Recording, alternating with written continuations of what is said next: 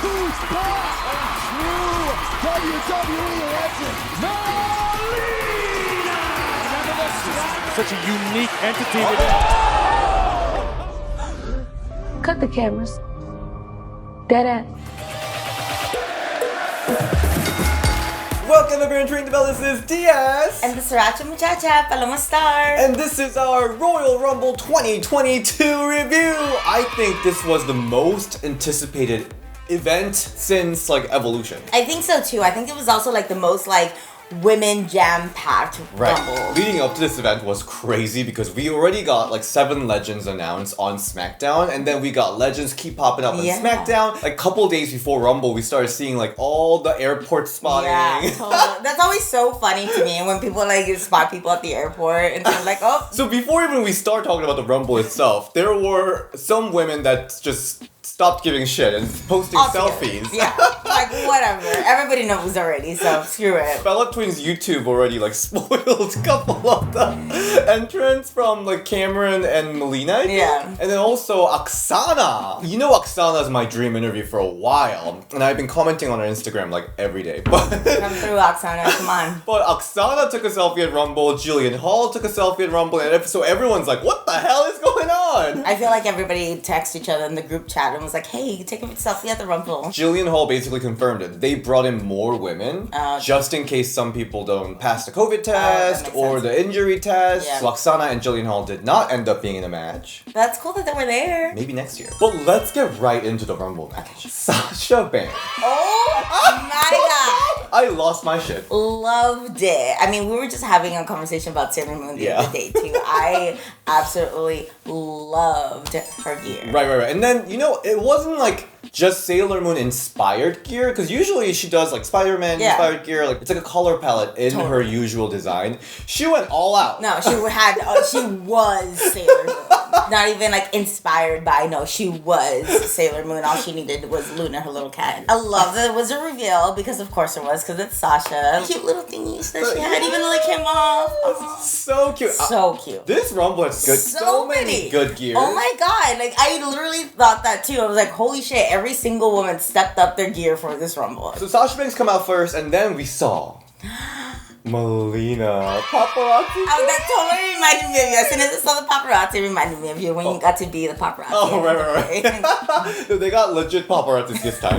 She came in with the red carpet, paparazzi, everything on the second spot. I know. Look at her go. It was awesome to see. You could see how much that moment meant to her, which was really cool to see. I mean, after, you know, she struggled taking off her jacket, but it was just a little awkward. I was just like, oh, cut to Sailor Moon, Sasha, cut to the crowd. That's what I love about Melina, though. She just gets so raw. Yeah, you know, she does. Her emotion, she just couldn't hide it. I was just so happy for her. I know, me too. And she looked great. I loved her gear, which was still like kind of her old gear, but elevated too. And you could really see in her face and her emotion that she was just so happy and glad to be there. She did this amazing split. So good. But we have to talk about the shocking elimination. I was speechless at least a minute. Speechless! I feel like Sasha probably has been one of those like outspoken people on who she wants to work with, and I'm pretty sure she's mentioned that, like Melina, or if not, like I'm sure she was like inspired by her. But then I was like, oh, this is awesome, you know, like the past versus the present now, getting to do that, because I know I grew up watching Melina. I was like, oh my gosh, how amazing would that be? But to have that moment, I'm like, this is gonna be an awesome spot. Before I could finish, I think my thought, she got eliminated, which was like,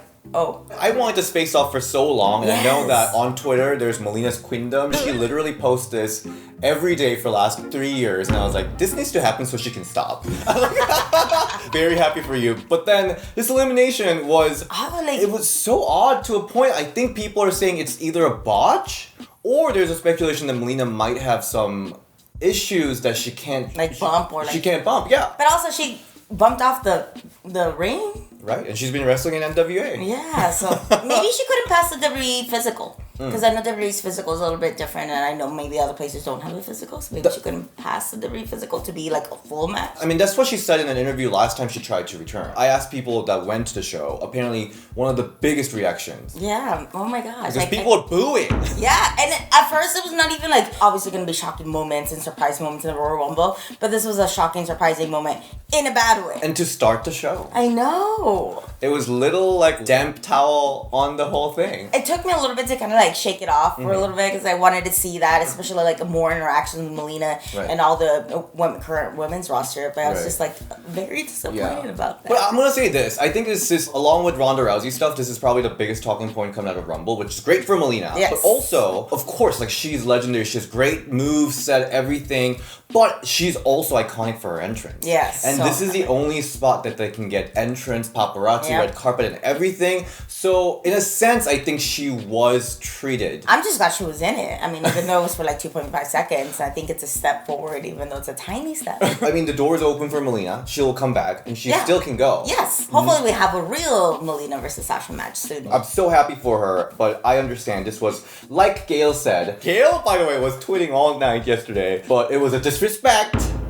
But we will see her again, I think. Before we talk about everything else that happened in Rumble, this video is super long, but I want to give a shout out to our friends at Dossier for making this video happen. And you know we've been working with Dossier for a little bit now, and I've been loving them. This is my legit favorites I've ever used in my life. Spicy vetiver inspired by Hermes. This smells so good. I actually use this every day to go out. Like, I'm in love with it. And on top of this, to layer the scent, I use this. I don't use it as much, so it's still in the box. It's an aromatic watermelon inspired by Polo's fragrance. And the reason I'm able to layer all this fragrance is because unlike those designer fragrances that are so expensive, Dossier makes everything super affordable while smelling awesome. Other thing that makes me very proud of working with Dossier is because of their packaging and all the ingredients that they use are all very environmentally conscious. So that's very important for us working with them. And they also have candles that smell so good.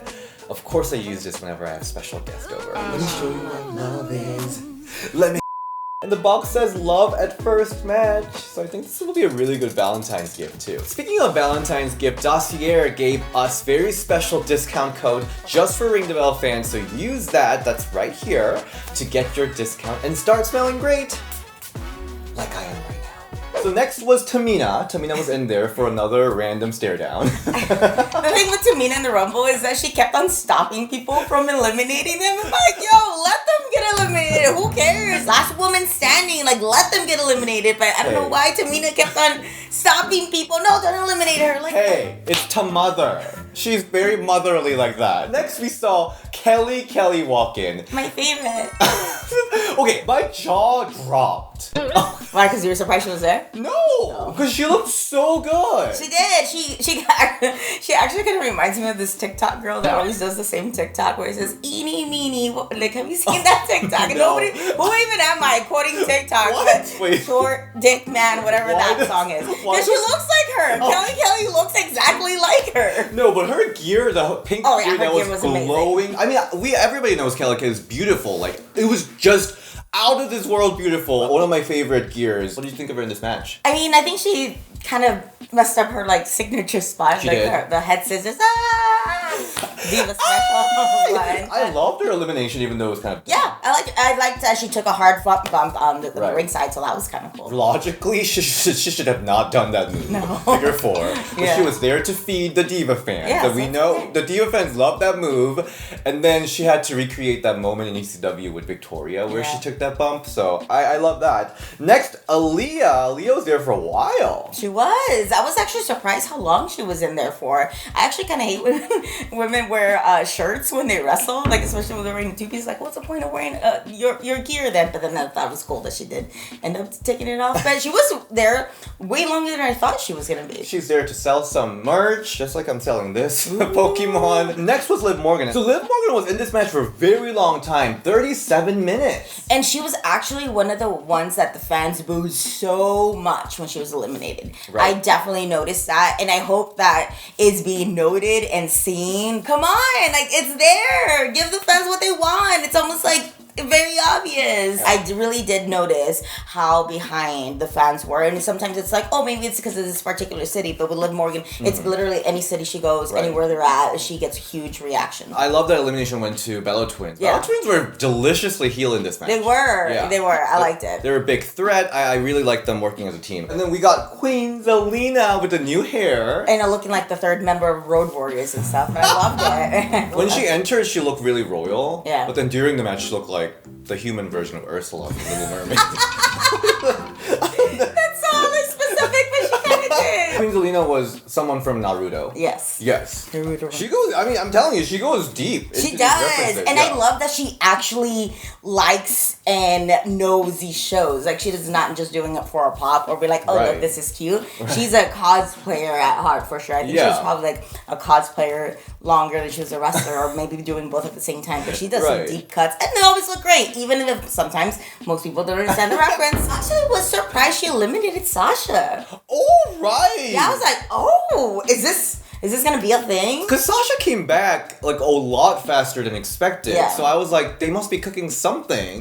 You would think so. I mean, why else? I feel like whoever eliminates Sasha should then further a storyline or do something with it, because I think Sasha's a definitely standout of that. So Yeah. I think we'll see what happens. I mean, a good thing that big spot went to Zelina, I guess. Yeah. The Queen Zelina. Totally. Number 8 was Bianca Belair. Looking great as always. I always like make sure to look at her gear because I know she makes it, and I know she's gonna have a good run because of last year. And she was the Iron Woman of this match, 47 minutes. Wow! Oh my gosh! I can't imagine being in the match for that long. Number 9, Dana Brooke. She came in without the 24/7 championship. I thought that was weird too. I thought she was gonna come out with the belt. Like, Right. Like, wouldn't you? You know? Right. What do you think of her new gear? I liked it. It was I had to look it up. I'm like, I'm pretty sure this gear has to do with something. What was it? It was this character called Booster Gold, which is apparently is a Justice League side character. Okay. Wow. Number 10 was I'm not enough for you. Wait, you're not enough for me.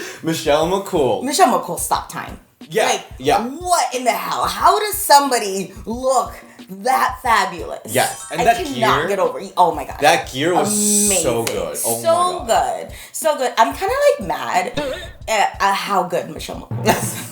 She has no right being that good. She has no business being that good in the most best way possible. Like, she was in this really awkward, weird time where I think like women's wrestling was not obviously as a high level as it is now. Right. But it was so good at a time that she shouldn't have been that good. Like, how are you that good whenever you weren't getting as many opportunities, didn't have as much resources, didn't have, like, the coaching, the time? So, I could just imagine if she was, like, a full-time wrestler now, how good she would be. But she looked absolutely stunning. And she hit those big boots and the Fate Breaker, AJ Styles.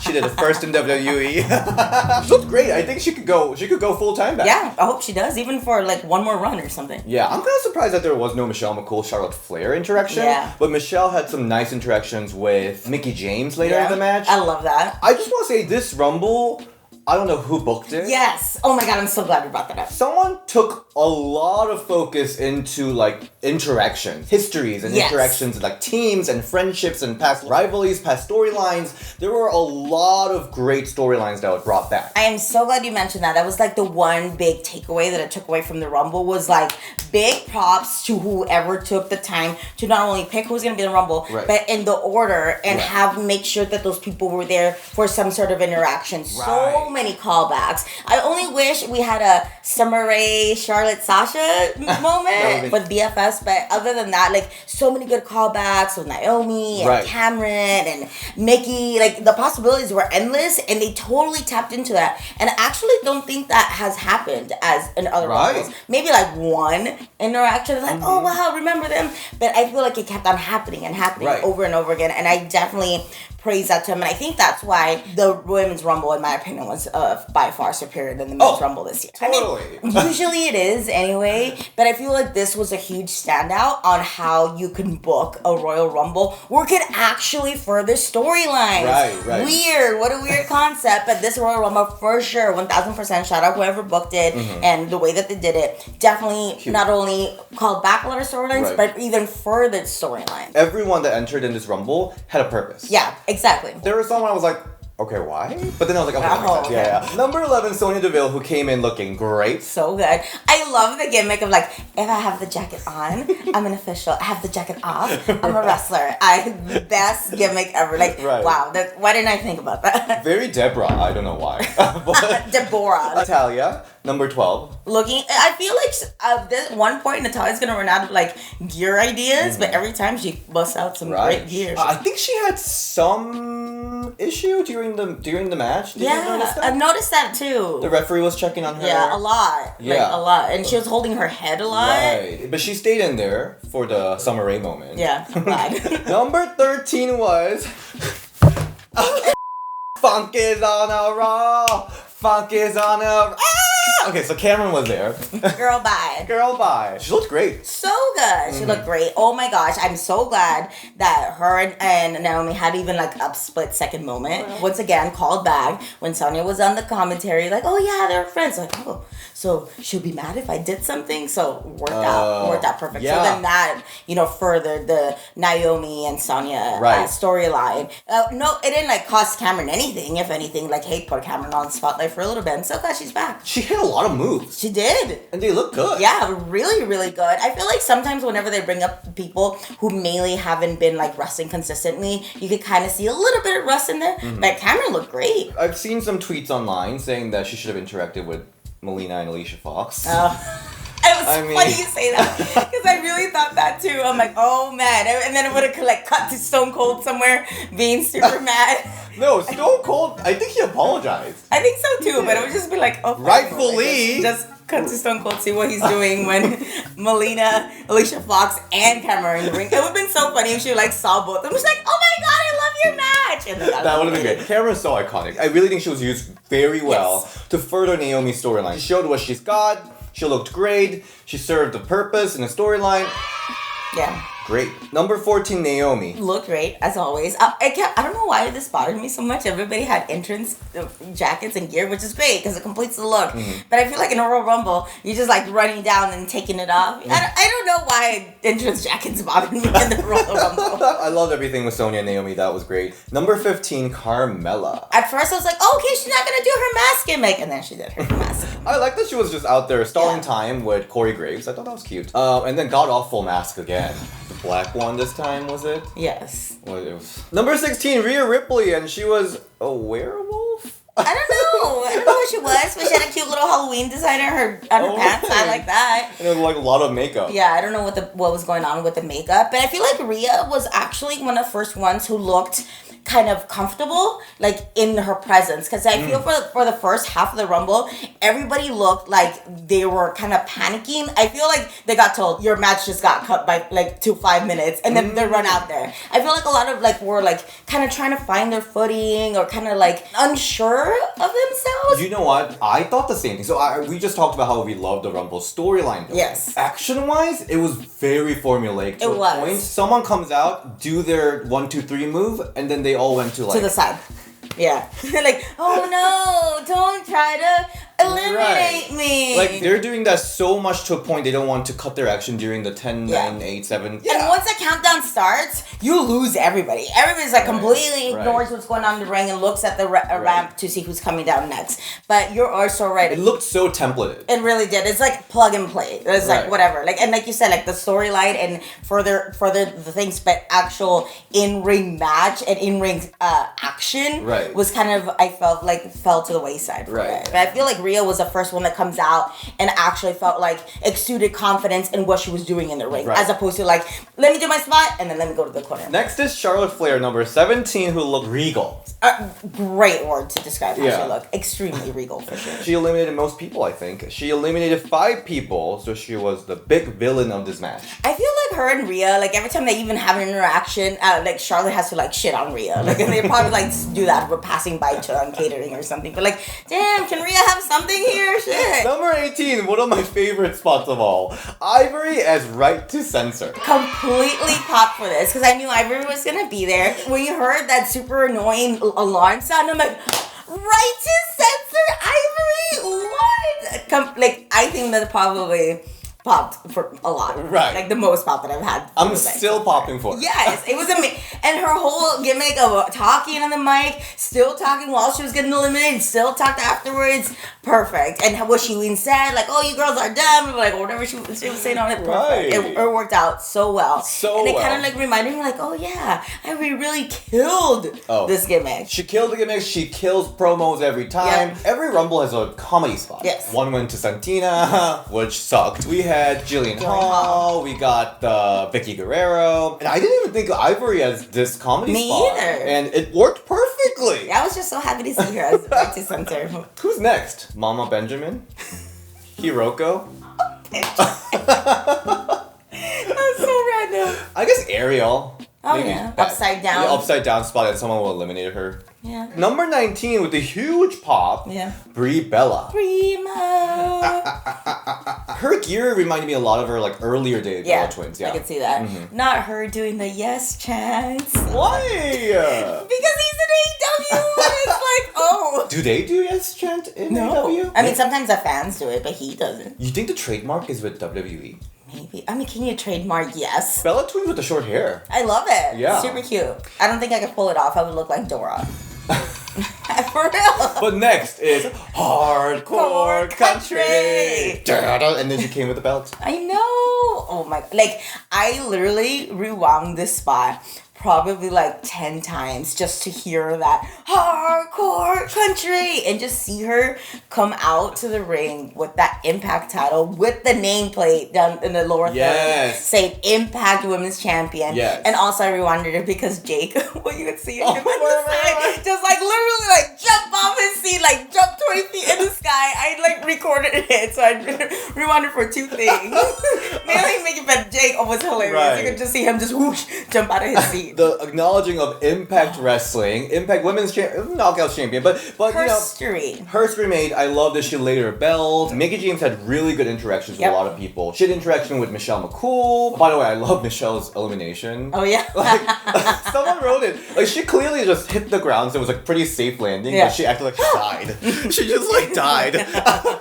So people were upset about her elimination, I guess. Why? I don't know. What's wrong with? Who else would have eliminated her? I know. I kind of love that Lita eliminated her. Me too, because I feel like it would have been a little weird if a current roster person eliminated her, especially considering that Mickie is with Impact and everybody else is not. I think people just wanted to see Charlotte eliminate Mickie for that storyline of like champion versus champion. But I love that Lita eliminated her because remember the retirement? Mickie! You deserve that. Mickie actually didn't do anything bad. It was prime time with the lingeries. And, oh my gosh. But Lita needed that sweet revenge, so I was happy for her. I just loved everything about Mickie James in this match. I did. Like, she was cool so good. She looked great. So happy. Number 21, I did not expect this. Me either. At all. I was like, oh. Alicia Fox in the house. Yay. Party. And then she had a really cute Team Bella reunion. I know. And then boop. She gets it.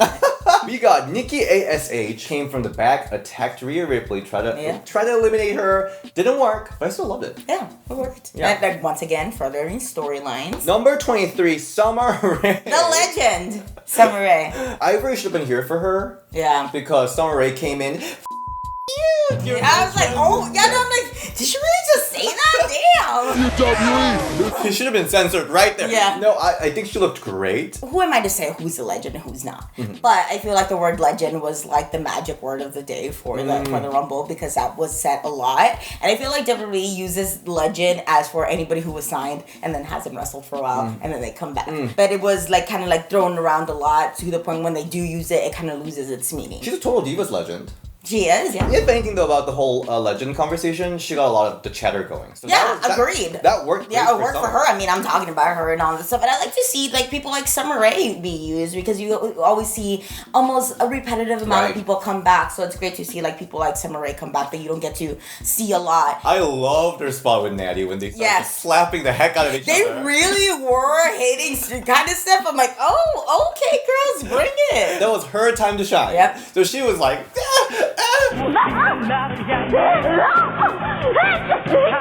Number 24, Nikki Bella. Looking great. I'm glad that they kind of separated them two because I'm like, oh no, we're gonna have them back to back. But I'm glad that they each had their own like little moment to shine on their own. Nikki Bella, a huge name, of course, but also this is a big return because she's from that whole neck surgery thing.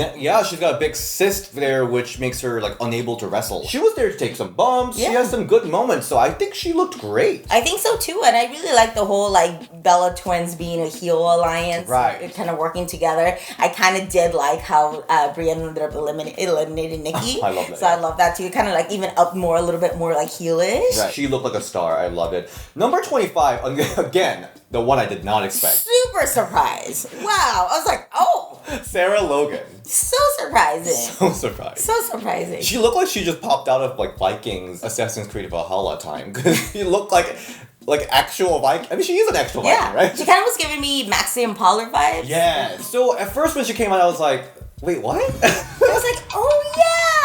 Like I didn't want to say I forgot she existed, but she wasn't even in the like talks or like, you know, or rumors of it. So I was like, oh. But I really liked her interaction with Liv Morgan. Yes, it was so cute. And I love that it was written by the Bella twins. Like that Right. kind of like was the theme of the night. Yeah, I'm glad they had that little moment. This Royal Rumble was so cute. Yes. That's the word I would say because there were so many interactions, like the friendships that was revisited. Yes. I thought it was so cute. Number 26.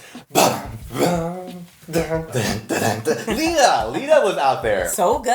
She looked great. Oh my god, she looks so good. Every time I hear that music, it's like just brings me back to my childhood. So good. She has natural charisma, the gravity that she pulls looked amazing. I like that she teased the moonsault spot too. Yeah. So I loved the little like stare with the Charlotte. Yeah. Loved again Mickie James spot. That was really awesome. I think Lita did absolutely amazing. Number 27, Mighty Molly. Yay! Surprisingly huge pop too. I mean, I'm not saying I love Molly Holly, like totally, but I was like, oh, everybody else loves her too. And I knew there was gonna be a Super Molly at Nikki A.S.H spot. I didn't put that together at first. I was like, wait a minute, Molly was here 2 years ago. Yeah. She should have been wearing a wig this time. But then it all made sense when Nikki and Mighty Molly had that interaction. That was actually pretty genius. Yeah. So I'm glad they brought up that rendition of Molly Holly because it just like made more sense. And once again, furthering a storyline by having entrances. Right, that's why I'm like, a lot of the legends, a lot of the returning spots were pretty quick. Yeah. They were pretty quick and done, but then I still am fine with it because a lot of them had a meaningful moment. Yeah, totally. And I actually kind of like because a lot of people are maybe haven't watched wrestling for that long ago and maybe didn't know who like Summer Rae or even like Cameron are. So I feel like they get brought back to the forefront of wrestling and then people could be like, oh, who are they? And then kind of like, you know, go back and look at their stuff. Like, so not only does it help out the storyline, but I think it helps out the individuals too. Number 28, I was speechless. Ronda Rousey. Yeah, especially because she came in later on. I was like, oh, okay. That's okay. No. So she stopped by Lululemon. I mean, I get not wanting to be a completely two-piece, you know, especially after having a kid and after not wrestling that long. But girl, you could get such cute one-pieces or like ones that cover up more than just like black spandex. Especially with everyone who like slayed in the attire section. She looked like she just just got done working. Went to the mall in St. Louis. Yeah, probably. Probably did.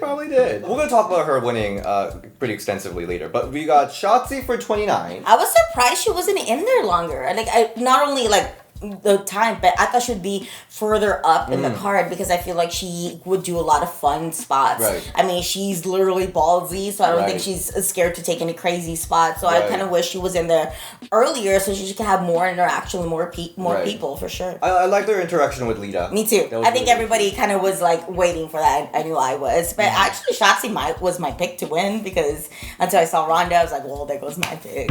Number 30 was Shayna Baszler. I'm so glad that once again Shayna and Ronda had that like that friendship moment and that like whole because everybody knows their history. So I'm glad they were able to have that moment. Even for them, I bet that was like pretty cool. That was really cute. So let's talk about the result. Okay. Ronda Rousey won the Royal Rumble. I mean, the moment she walked in. Yeah, I was like, oh. I mean, I hoped it didn't, but it was pretty clear that she was not going to come in to lose. Right. I'm not mad at it. And I feel like a lot of people maybe expect us or people to be mad, but I'm not necessarily mad at it. I mean, at the end of the day, as weird as it sounds, WWE is a business. As much as people might not like it, Ronda is good for business. Oh my God, why am I saying that? I feel like I'm going to say it. But as a fan, were you excited to see Ronda? I don't know if I was like excited. I was like, oh, okay. I don't know if I was excited. I wasn't like mad about it. It was just like, All right. I think it's very divisive. I think some people are really excited to see Ronda, and some people are like grossed out that Ronda's.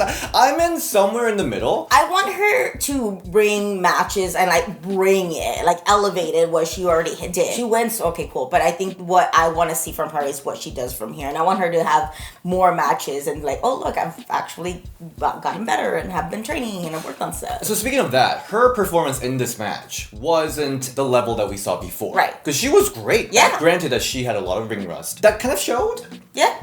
Definitely. Yeah. And I'm sure, a little bit of nerves too comes into play and a lot of like different factors with so many moving parts. Right. But I don't want to just judge her on this because Rumbles are always like kind of weird and you can't really necessarily have a feel of like if somebody's good or not from that or how they're doing. I'm kind of hoping to see what she does in like a singles match or like a tag match or something like that. Yeah, the only reason I'm saying is because her previous performances have been like athleticism-wise was so good. Yeah. And I think it was probably because at that time she was still like MMA training or like training like an MMA, and I'm sure she probably hasn't done as full schedule as a rigorous training schedule as she did. So maybe that's where like the athleticism wasn't like as high par as it was. It's kind of crazy that the men's Royal Rumble winner and the women's Royal Rumble winner are both ex-UFC. I know. It is. Like what? What kind of world are we living in that both winners were UFC champions? I actually feel like it was a big FU to the internet world to have those two winners. It is. I think that's why a lot of the fans are upset. Since Ronda left, we had to kind of like rebuild everything. You saw stars like Bianca Belair. I think people are worried that Ronda's going to come back and kind of hurt that ecosystem again. But also I think a lot of people are upset about all the comments she made about wrestling fans. Oh yeah, I know. I think that was her playing a character. Yeah, I think so too. The reason I was fine with it, she has an unfinished business. Yeah. Whole WrestleMania triple threat match, the main event, she put her shoulder up, so Becky Lynch won, but she really didn't like win cleanly. I thought it was inevitable that she was coming back to kind of finish that storyline, and I want to see it. I want to see Ronda lose cleanly. Me too, that'd be great. But what worries me is that the rumor that came out right after Rumble from Dave Meltzer is that they're building for Charlotte versus Ronda. When have Becky versus Ronda? I know. I'm just like, what? That doesn't make any sense. Get your shit together. Just give it to Becky and get her the victory that she deserves, and let's move on with it. That does obviously put Bianca and Liv in a jeopardy. Yeah, that is true. I think for a while, the women's division did need like a bigger than life person to spearhead the movement, and that was Ronda, and she definitely, I feel like, was one of the main reasons why women were finally able to main event at WrestleMania. Yeah. Like, I think she definitely helped the cause. I think that would probably have taken a little bit more years if it wasn't for Ronda. Like, we can't deny her star power. We can't deny her global impact on sports in general. Yeah. But I think now women have taken that torch and like, hey, thanks Ronda for opening this path for us, and just gone with it. Right. And almost it's to the point where like women's wrestling, and especially WWE, doesn't necessarily need Ronda. I feel like at that time maybe they did to kind of like push it to the next level. To the edge. Yeah, but now it's kind of like, okay, we're cool. We could take it from here. Yeah. So I could see like where it could kind of like mess things up, and I kind of would like to see where Ronda fits into the mix now. Right. Now that everybody else is like so much more elevated, like is she gonna be at the same level as them? So. I don't want to see her dominate the whole division for like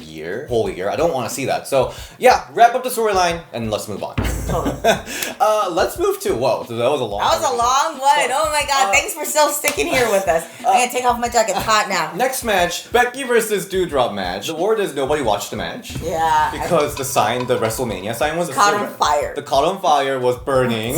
People had to evacuate. Because I was hearing like it's on fire chant, and I was like, the match? The match is? I don't think it is. What do you think of this match? It was a good match, and it's so crazy that we're in an environment now where good matches, good women matches, are like, oh, okay, or almost like the norm. The bar is set so high now that I feel it's kind of harder and harder to cross that bar and get like a great or amazing matches. Like, this match would be great in any show that was in Royal Rumble. Not too many people were so invested because I don't really know who am I supposed to cheer for. Right. There's a lot of logistical issues. Yeah. So obviously the sign burning, the crowd was dead because right after that big That's surprise, so hard. Everyone went to the bathroom to get hot dogs or something. And then the big problem I think is Doudrop's also heel. Yeah. I can't be emotionally invested in this match if they're both heels, or like who am I supposed to cheer for? Psychology wise, it's really hard to do a face versus face match as well as a heel versus heel match, but it's even harder when you're trying to do it for a TV, you know, so it's kind of hard to like portray that and really convey that. And it was a little off, like you said, there's so many things working against them, you know, from where the spot in the card, the whole sign thing, so many things were working against them. I think even if all that wasn't happening, I don't think it would have been like as a high level match, because the match itself was great. I actually kind of liked how Doudrop kicked out of some stuff at 1. I liked that part of the match. That manhandle slam from the second was looked brutal for the finish. Yeah, that was good. Doudrop took that great. There was a couple spots where I was like, oh, okay. Yeah. I mean, I love her senton because I could relate. I feel like I have a super stiff senton myself. But I was just like, there was missing that emotional factor, like not relatability, but I was just like, so why should I care who wins? Becky's usually very good with that. Yes. But in this match, I just didn't really connect. Yeah. This match went 13 minutes. Which was a pretty long match, especially to get people's attention after such a big match as Rumble. I wonder if they had to extend it because they had to take care of the fire. Because it did seem for a while that I was just like, it was kind of like building up and then it would slow back down, or building up and slow back down, which is kind of the ideal of a match, but this match didn't feel the need that it had to do that. Right. And for a while there too, I'm like, oh, this match is still going on, because I thought it was going to be either more fast-paced, you know, like you said, get people back into it, especially after Rumble, but it was just, maybe they did have to extend. This is the first match ever in history that they told women, go longer. And so like, hey, your match has been cut to 2 minutes. My biggest disappointment about this match is that I don't think Doudrop shined that much. No, I don't think so either. I think she had her little bit of moments, but I don't think it necessarily left people wanting more or wanting to see more of her. And also like, what now? Becky's previous matches with Bianca and Liv, they both looked really strong, and it was almost like a people rediscovering Liv Morgan, right? Yeah. Doudrop, that didn't really happen for her, which I'm really sad about, because she's very talented. Yes, very, very talented, but I don't know, it's just like this weird disconnect, character-wise, with the fans is not what's going on with Doudrop. So the last match, we got the Grit couple versus It couple, Maryse and The Miz versus Beth Phoenix, Edge. And then we turn to Maryse. Ooh, nice! Wow, first of all, Maryse looked so good. Both of them look so good. Oh my gosh, absolutely stunning. Also, shout out to all the moms that were in the show. They were the ones that looked so good and shine, showing people that you could still do whatever you want after you have kids and look damn good doing it. Beth Phoenix, the homage to Luna Vachon. Yes, really really cool. I feel like definitely Luna Vachon should definitely get more praise than she does for sure. So I'm glad that she got to do it. But everybody looked great. It's actually kind of cool seeing real life couples now get to be in matches, because I think for the longest time they just like paired up people and like, oh, you guys look like you'd be together. So it's kind of cool, and it kind of like even like shows the landscape of things now. That it's actual real life couples get to be in matches together. And as a real life couple in wrestling myself, it's just a cool and special different feeling that you get to not only share your love and wrestling with your partner, but able to share a ring with them is something very cool and special, especially for like Beth and Edge, who haven't, like, Edge didn't even know he was gonna wrestle for the longest time. So I think it's like a big full circle. You could really tell everybody was having fun in this match. I know! This match, I love this so much because this match was almost dedicated to their wives. Yes. The men in this match made sure... took a backseat. Yeah, they made sure that the women were the highlight of this match. It was love. And I think in other tag team intergender matches, I feel... Let me show you what love is. I love this dance break. No, it's okay. I think in other intergender tag matches, you could kind of see the women kind of taking a back seat. You know, like John Cena had that, and with The Miz and stuff. But now, I definitely agree that the women were like the focal point of this match. And also, I almost didn't like the match in ring action, because it wasn't necessarily super like psychological. It didn't make sense for as a tag match, but that's also kind of hard to do when you can't necessarily touch the other person. It's much easier when you can't do that. But then at the end of the day, I think I was looking at it a little bit too critical as a match as opposed to like a moment. And like, I think now that we talked about it more, like I think it was more of a like, it's cool that we get to do this, and the match, the moves and the match is just extra. So I think this was more about them having fun. It didn't have to be a 5-star match. Oh, wait a minute. I'm not saying it wasn't good. I feel like it was more about them and the moment and what was going on. Are we not going to talk about Maryse, the Lucha legend? Maryse Mysterio, who's gonna take the 2K22 cover from Rey Mysterio.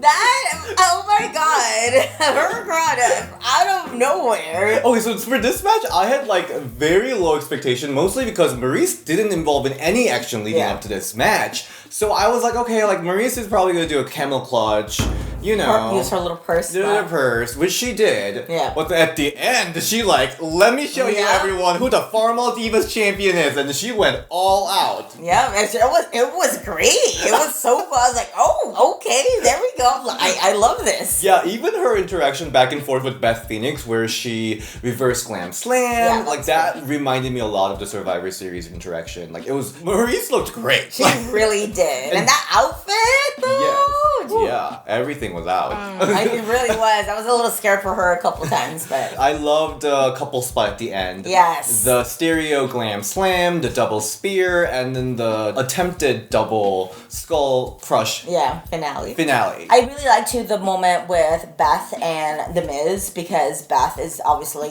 known and pioneer to be intergender, especially in WWE, and it looks so cool. And then The Miz is just like the perfect person to do that with, because his facial expressions are great. But I feel like Beth Phoenix can legit probably kick The Miz's ass, like shoot fight. Like, and also, can we just comment on the amazing arms that Beth Phoenix has always had, but I feel like now she like leveled up, because holy shit, she was like so muscly. It was amazing. I'm like, oh my god, like wow. Yeah, no, and definitely props to Beth. Everyone really worked their asses off to make this really fun. It was a fun match, and this is what we needed for Rumble. I've always liked Maryse, and I don't necessarily pinpoint why or what, but ever since she debuted, I always liked her. So I always have a soft spot for Maryse. Rey Mysterio has 24 hours to respond.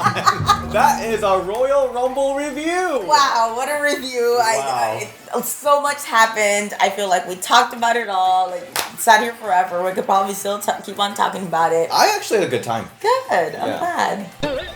Did you not? I was like, no, yes, I did have a good time. It was definitely, I had a good time. Thank you so much for joining in for this super long review. Paloma, where can we find you? You can find me at Paloma Star on Instagram and Twitter. And DS, where can we find you and this amazing hoodie? You can find this t-shirt and hoodie on our Teespring, that's right there. And then you can find me at DS Shin on Instagram and Ring the Bell DS on Twitter. And do not forget to get our favorite Dossier fragrance. You can get our special code to get discount. I love it. Smell good. Smells Look good. All right, we'll see you next time. Bye.